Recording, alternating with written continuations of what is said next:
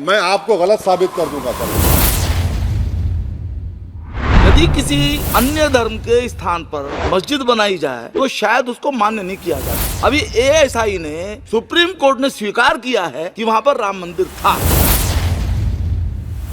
6 दिसंबर में जब बाबरी मस्जिद को शहीद किया जा रहा था तो उस वक्त के वजीर आजम नरसिम्हा राव पूजा कर रहे थे। आप ही ने कहा और कहा कि वो डिस्टर्ब नहीं करना। तो ये बड़ा अजीब मौका है। बीजेपी की ताईदी पार्टी ये कह रही है कि नरसिम्हा राव ने कहा कि मुझे डिस्टर्ब मत करो, मैं पूजा कर रहा हूं। और जिसने रथ यात्रा निकाला, इन दोनों को मोदी सरकार ने इस मुल्क का सबसे बड़ा सिविलियन अवार्ड दिया।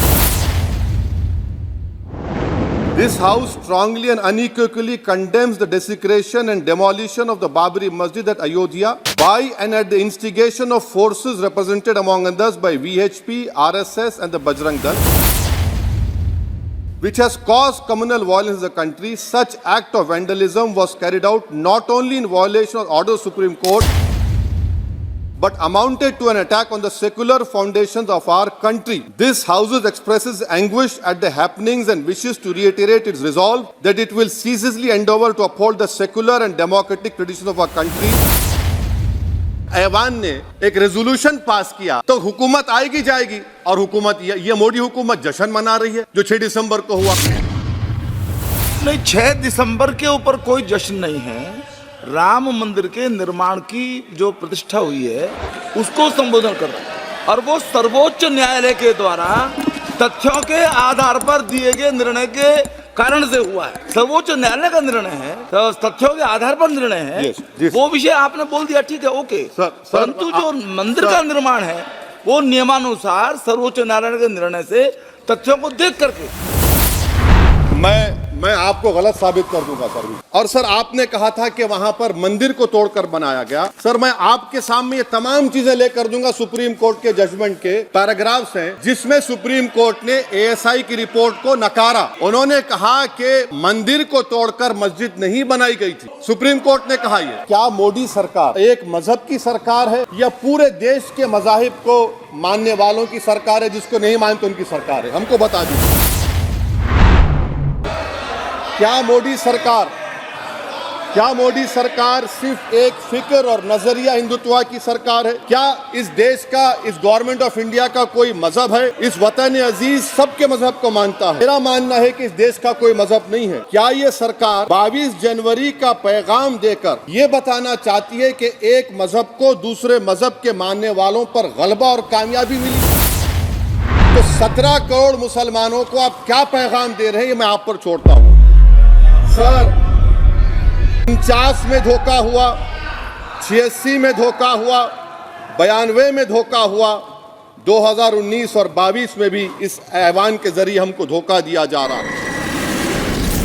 और अफसोस के साथ कहना पड़ता है सर कि मुस्लिम अक़लियत को हमेशा ये कहा गया कि तुमको भारत के शहरी बरकरार रहने के लिए एक बहुत बड़ी कीमत तुमको चुकानी पड़ेगी, और हम पर इल्जाम लगा दिया गया। सर क्या मैं बाबर का स्पोक्स पर्सन हूं? क्या मैं जिना का स्पोक्स पर्सन हूं? क्या मैं औरंगजेब का स्पोक्स पर्सन हूं? बताइए सर, आखिर मैं कहां तक आप मुझे लेकर जाएंगे? 6 दिसंबर के बाद देश में फसाद हुआ, नौजवानों को टाडा में डाला गया जो बूढ़े होकर निकले।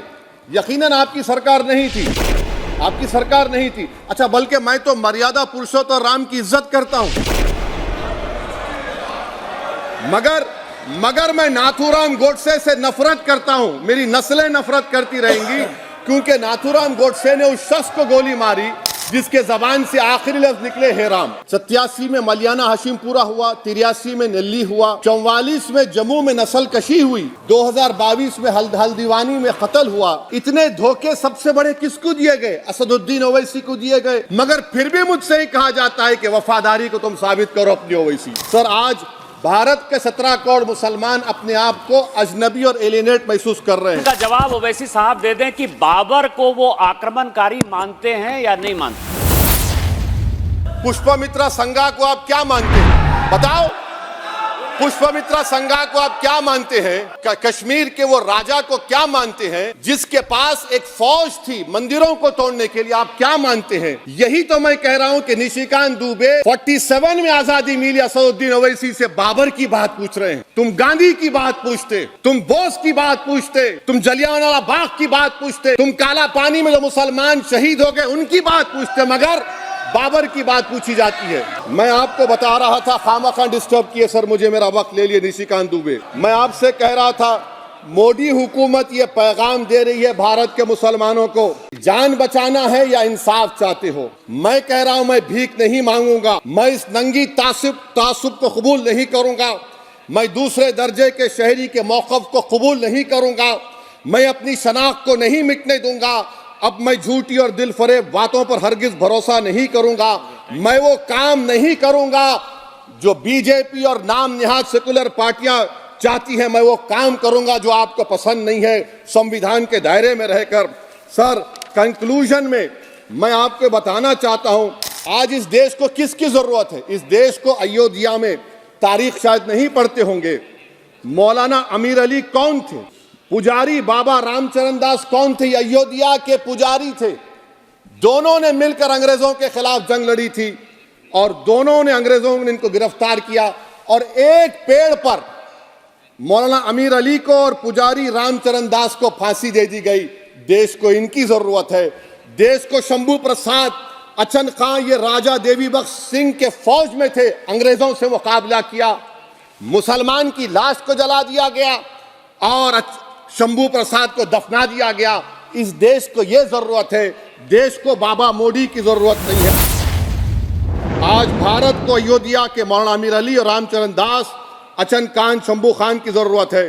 सर, मैं अभी सुन रहा था ये नाम निहाद सेकुलर पार्टियों के बयानात को। क्या होता है सर, मैं खत्म कर रहा हूं, क्या होता है सर, जब काजी साहब गवाहों को लेकर दुल्हन के पास जाते कि तुमको निकाह कबूल है, तो दुल्हन शर्मा के खामोश बैठ जाए, तो इनकी खामोशी रजामंदी की अलामत है। जी जी। तो सर, मैं खत्म करने से पहले ये बताना चाह रहा हूं कि जब वजीर आजम जवाब देंगे तो क्या वो भारत के 140 करोड़ जनता के लिए जवाब देंगे? मेरा मानना यह है कि आज मैं बहैसियत एक भारत के गयूर मुसलमान के, let me stand as a tall Indian Muslim and say that the light of Indian democracy today is at its dimmest today. Sir, in conclusion मेरी फिक्र में, मेरा ईमान मुझे कहता है कि जिस जगह पर मस्जिद थी, है और रहेगी, बाबरी मस्जिद है और रहेगी, बाबरी मस्जिद जिंदाबाद, जिंदाबाद, भारत जिंदाबाद, जय हिंद। जोड़ने की बात की जाए वो बेहतर है।